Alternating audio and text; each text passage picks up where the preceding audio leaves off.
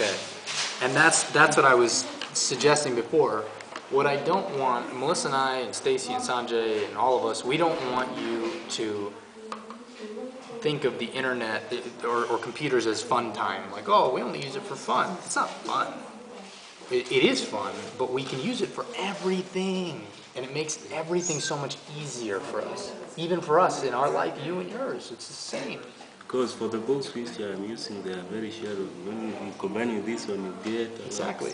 You literally never have to go to a library again. You understand? No.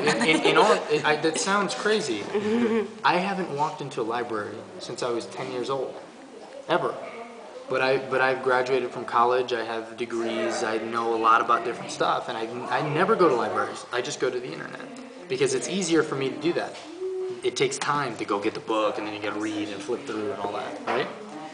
This is like that, right at your fingertips. Okay.